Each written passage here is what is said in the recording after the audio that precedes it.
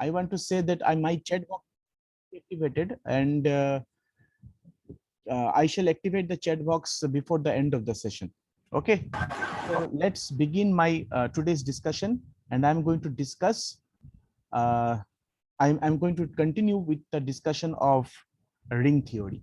Okay. Yesterday, I sent you a diagram in the WhatsApp group. Probably you have seen the diagram, and there are certain terms which are mentioned over there, and the kind of structure was shown to you. How to and if you go through the structure, you will probably find that probably you have understood that ring is the smallest structure and field is the largest structure. So far we have learned about ring. So gradually we are going to get to the discussion of get into the discussion of field. Okay, so gradually I'm actually moving there. Today I'm going to start my discussion with by setting two examples. Okay, the first example that I'm going to consider is about the set Z6. We know that Z6, this particular set, is the ring of integers modulo 6, and it is a finite set. Okay, it's a finite ring. Now probably you have already done how to check this how to check that a particular set with respect to two operations is a ring. By this you can also check that Z6 is a ring.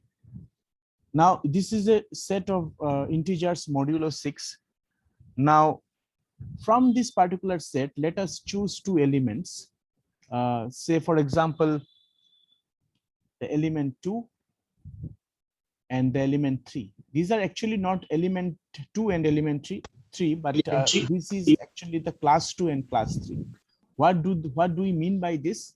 This means that when this any number which when divided by the number 6 gives the residue as 2. Okay, and any number which when divided by 6 gives the residue as 3. So this 2 is the residue class 2. It is called the residue class 2, and this is called the residue class 3. Okay, and we know that in this Z6, the operation is actually defined in the following way. If we consider the residue class A, and if we consider the residue class B, okay, and suppose this A is not equal to 0 and this B is not equal to 0, suppose A dot B is equal to residue plus AB. This also happens for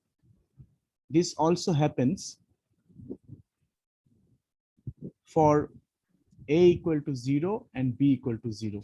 So for all AB, this is the way by which the residue class operations are defined. The operation of multiplication is defined. Now this residue class 2, as you can see, it is not actually equal to the residue class 0. These two residue class are different. This residue class 3 is not actually equal to the residue class 0. But if we multiply the two residue classes by this operation, let us try to find out what we are getting. So if I multiply the residue class 2 by the residue class 3, by this operation, we get 2 into 3, which is 6. So we get the residue class 6. What is the meaning of this residue class 6? Residue class 6 means those numbers, it contains those numbers which when divided by 6 gives the residue as 0. Okay, so and you know that this residue class 6 is exactly equal to the residue class 0. So what we are actually finding? We are finding that for this ring of integers modulo 6, we can find two numbers which are not the 0 elements. As you know that 0 is the residue class 0 is the 0 element of Z6, is the 0 element of Z6, but we can find two elements which are not the zero elements, but their product is the zero element. So this is my example one. Another example, let us take into consideration. Suppose we are considering the set M2R. What is this set? What is this set? This set represents the set of all 2 by 2 matrices which are constructed. The matrices are constructed by choosing the elements from R. By choosing the elements from R. That means, in a simple word, we can say that this is the set of all real matrices. Now, we know that the set of matrix is also a ring with respect to the matrix addition and multiplication. Okay, but suppose we are actually choosing two elements from this matrix. Say, for example, we are choosing the element 1, 0, 0, 0. This particular matrix is not equal to the zero matrix. You know that zero matrix is the zero element of the matrix. Okay, zero matrix is the zero element of the matrix. We are choosing a matrix which is non-zero. And suppose we are choosing another matrix 0, 0, 0, 1, which is also not a zero matrix. That means it is not the zero element of the set M2R. But if we multiply the two elements 1, 0, 0, 0 with 0, 0, 0, 1, the resultant matrix is equal to the null matrix. That is the zero element. So here also we have got an example where we find an element A which is not equal to 0, an element B which is not equal to 0, but their product is equal to 0. Here also we have found an element A which is not equal to 0, element B which is not equal to 0, but their product is 0. Okay.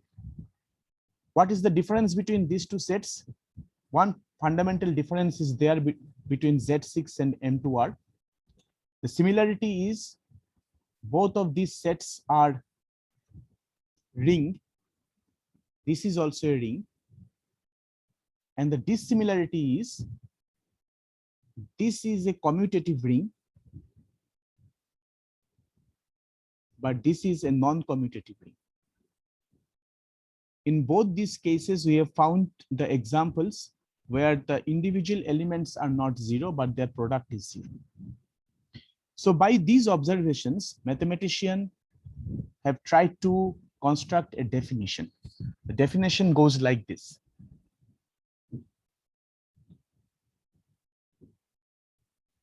Let R be a ring, an element A belonging to R is called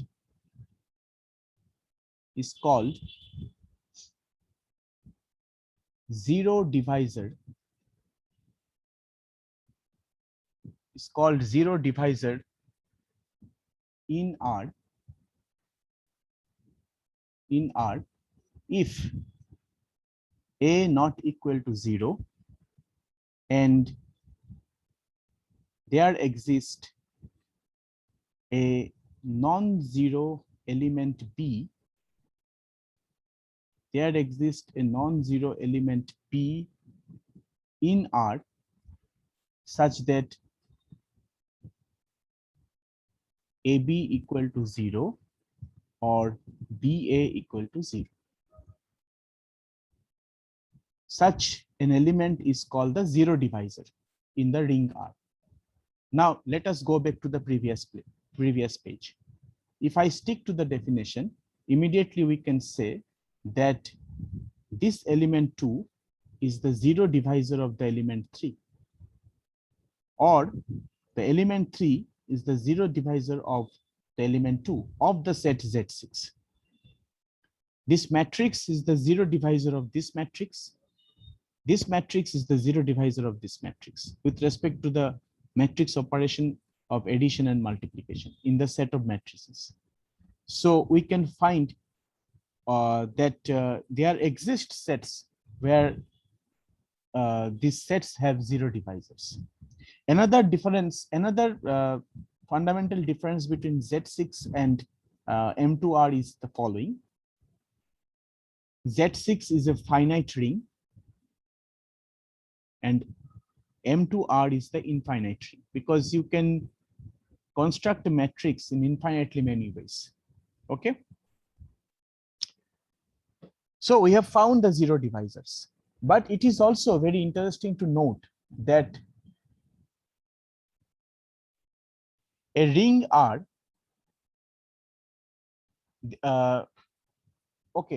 we have actually learned the left cancellation property and the right cancellation property in the group theory with respect to addition. So first of all, let us try to know what do we mean by the left cancellation property and the right cancellation property in the ring.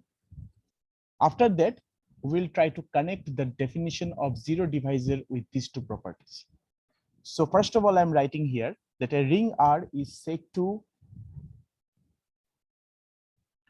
satisfy left or right cancellation property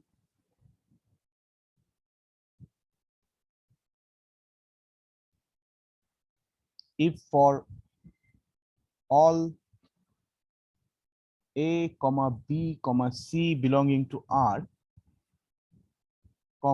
if A not equal to 0 and AB is equal to AC, or BA is equal to CA, as the case may be, both of them implies that B is equal to C. This is called the left and right cancellation property. Now, it is interesting to note that there is a connection between the left. It is said it is said that let R be a ring, then the following conditions are actually equivalent.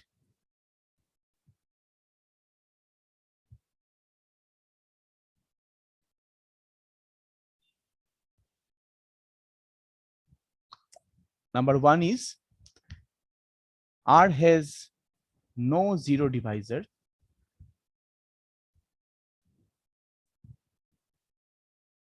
Number two is R satisfies left cancellation property. And number three is R satisfies right cancellation property.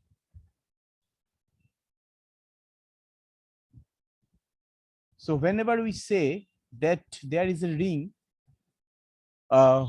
which has no zero divisor, automatically we can say that left cancellation property will hold in the ring R, and right cancellation property will also hold in the ring R. This will happen if R has no zero divisor.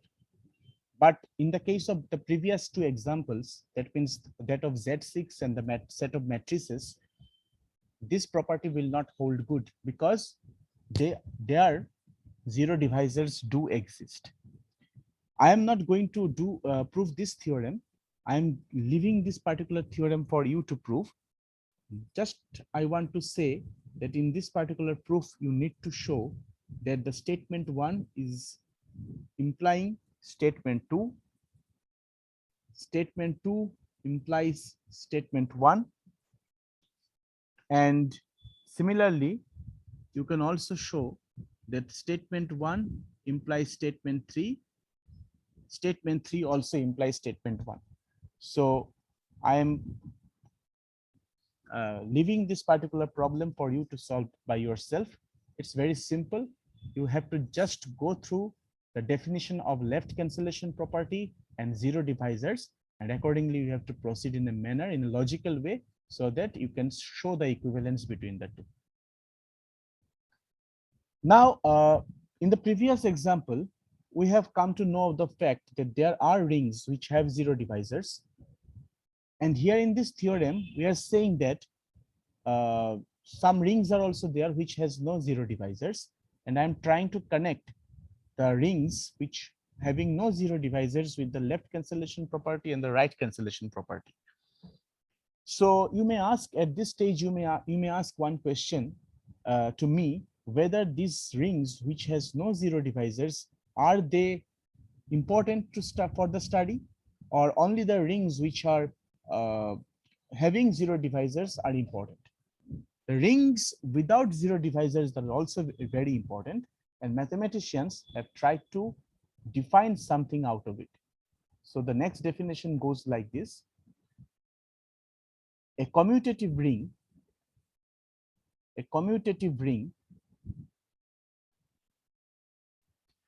with identity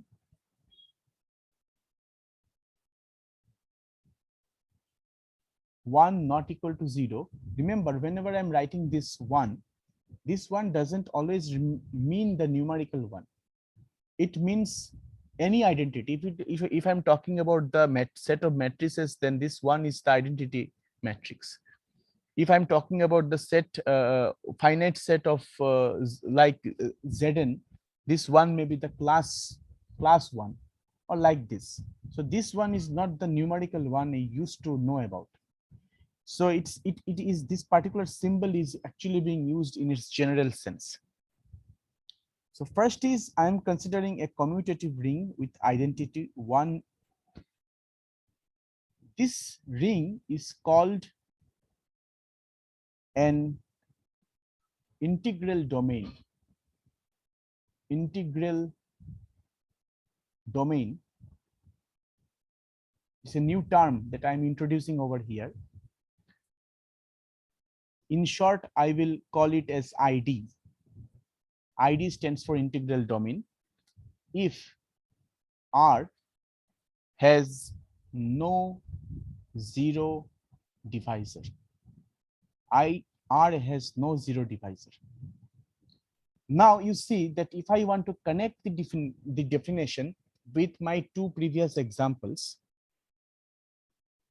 we'll find that this Z6, that okay, let me write it over here.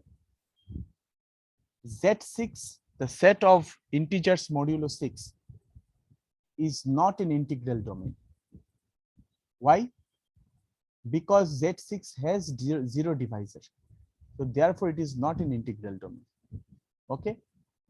Example 2, M to R is not an integral domain. Why? Because of two reasons. Fundamental reason is that M to R is not a commutative ring. Set of matrices is not commutative. It is a ring, but it is not commutative. So it is also not integral domain. So what are the examples of integral domains? Okay, these examples are as follows. Example 3, the ring of integers. You know the set of integers is a ring. The ring of integers is an ID. The ring of rational numbers is an ID. The ring of real numbers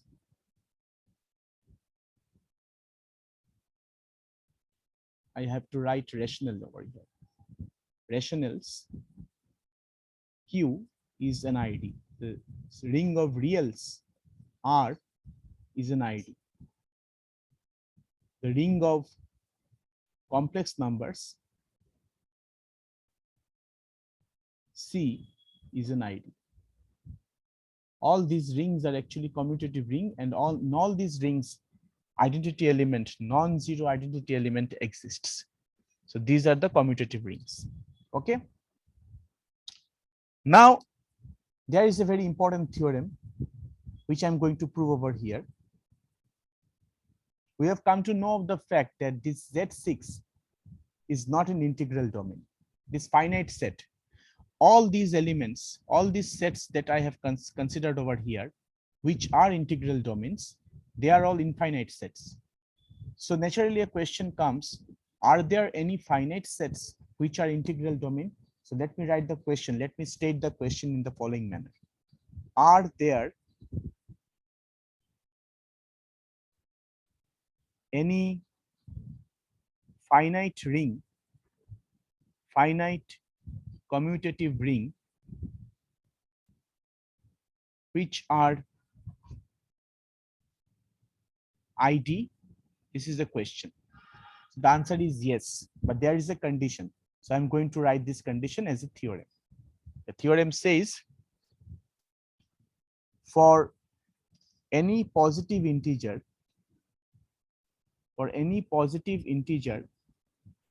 n, the ring Zn of all integers modulo n is an integral domain. If and only if, this symbol probably you are acquainted with this, if and only if n is a prime integer. This is the condition when the finite set of integers modulo n becomes the integral domain. This theorem, as you can see, its statement is very important, and in the online examination, in the MCQ type of examinations, you may be asked about this condition.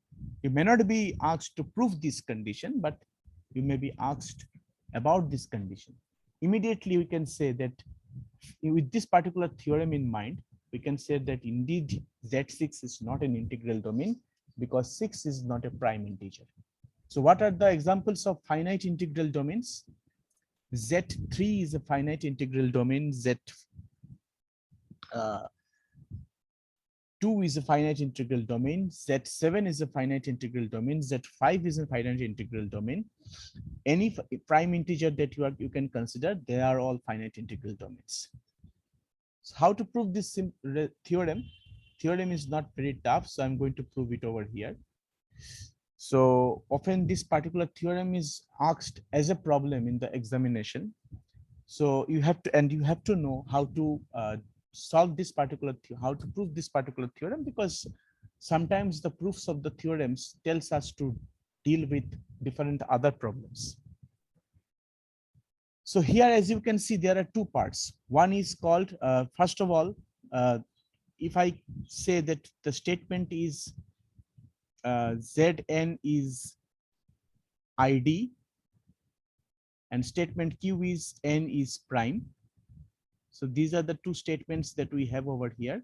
And from the theory of mathematical logic, we need to show that this by implication is true. P implies Q and Q implies P. So first of all, let us prove the first part. Let Zn be an integral domain. Zn be an integral domain. Okay.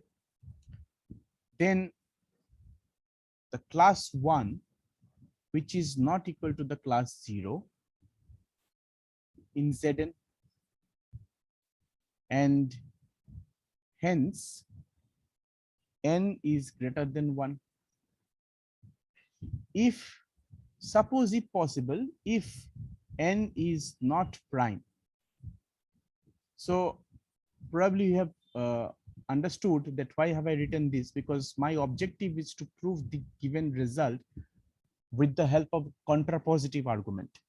So if n is not prime, then this number n can be decomposed into the product of two different integers p and q for some integers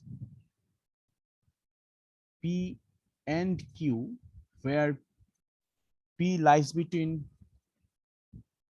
1 and n, q lies between 1 and n. We can decompose my number n in the following manner if n is not prime. So subsequently we have, if I consider the class, the product of these two classes, by the product rule, we can write it in the following manner, and which by our assumption is n, and this class n is always equal to class 0. But we know, according to this point, that neither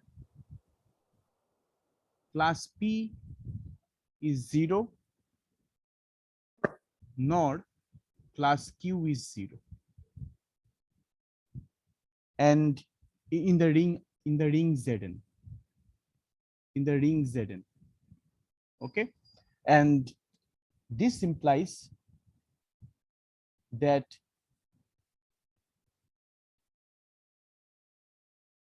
Zn has 0 divisor, which contradicts the fact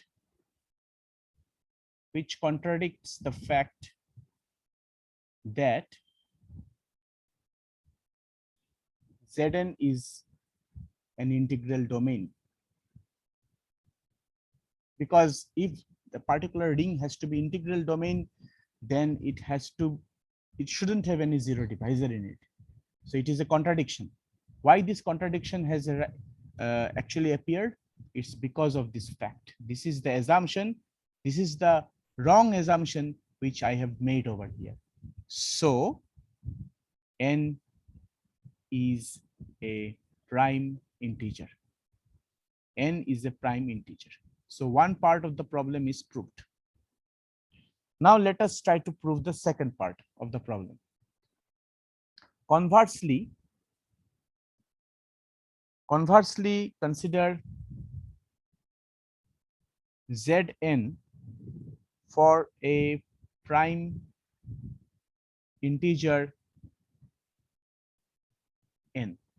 Okay, we want to show that it is an integral domain. Zn is the integral domain.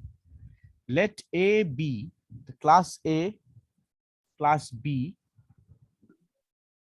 belongs to Zn such that this class A is not equal to the class 0 and this class B is not equal to class 0. Now, if suppose class A and class B is equal to class AB is equal to 0, this means that the number n divides AB. If class AB and class 0 they are same, it means by definition, by the characteristic of the Zn set, that the number n divides the product AB. And since n is prime, according to your assumption, since n is prime, we have either n divides A or n divides P. Both these cases are not possible.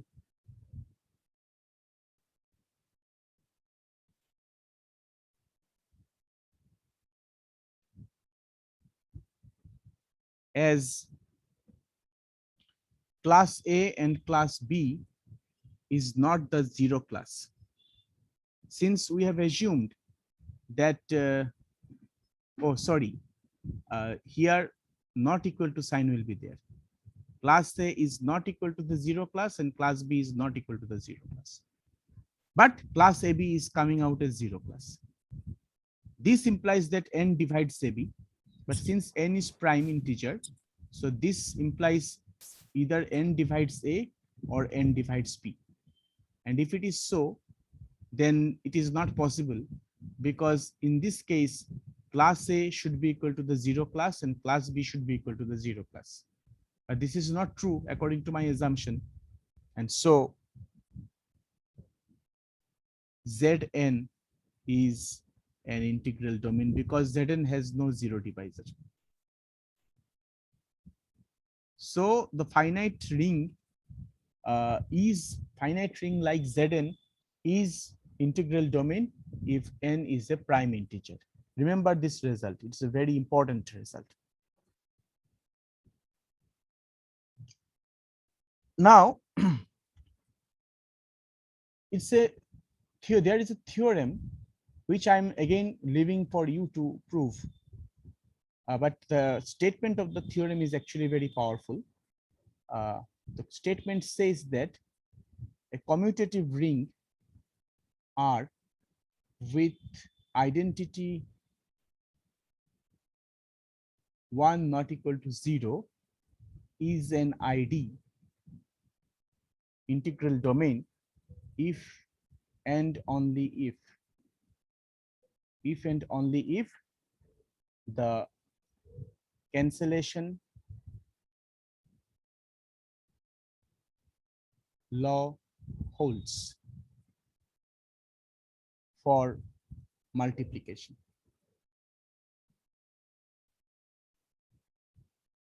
So I am leaving this particular theorem as a homework for you to prove by yourself.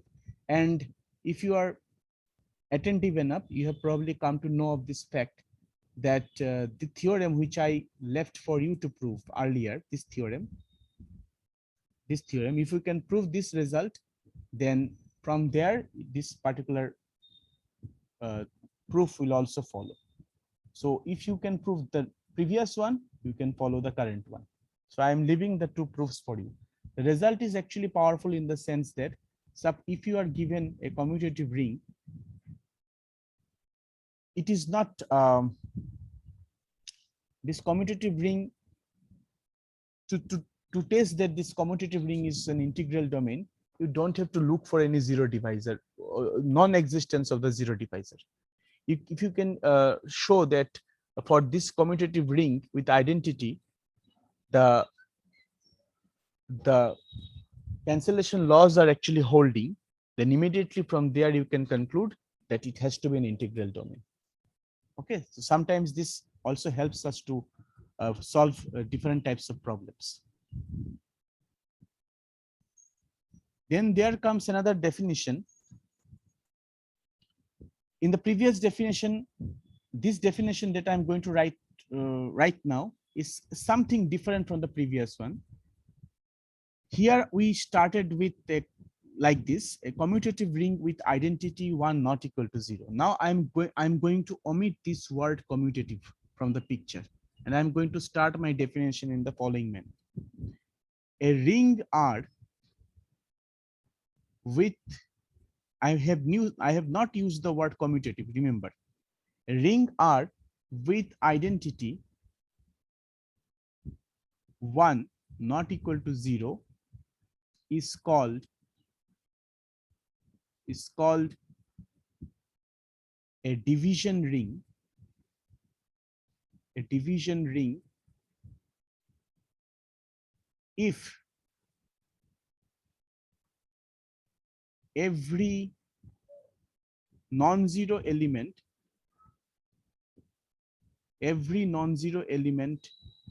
of R is a unit. That is, if for any A belonging to R, A not equal to 0, there exists an element B belonging to R such that AB is equal to BA is equal to 1. That means inverse of the elements exist. Okay, so each element of the ring becomes the unit, inverse of some other element.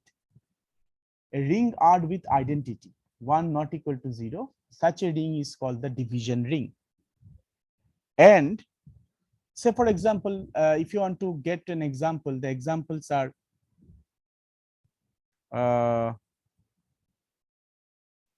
the set of real numbers, which is a ring with, obviously it is a ring with identity, or extra condition is that it is a commutative ring also.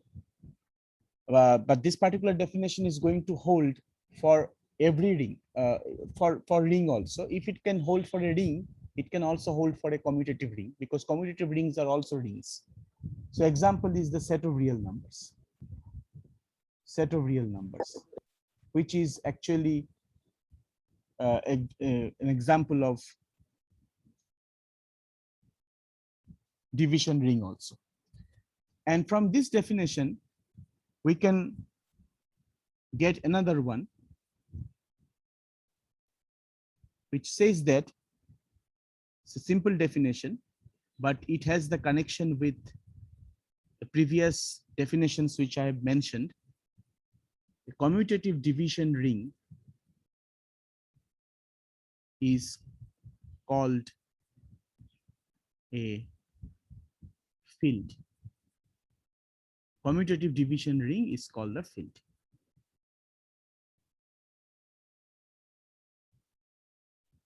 I'm going to take the attendance of the students. 41 participants are there. So I'm going to take their attendance in the next session. So let's join in the next session. In the next session, you are going to put your attendance. Okay.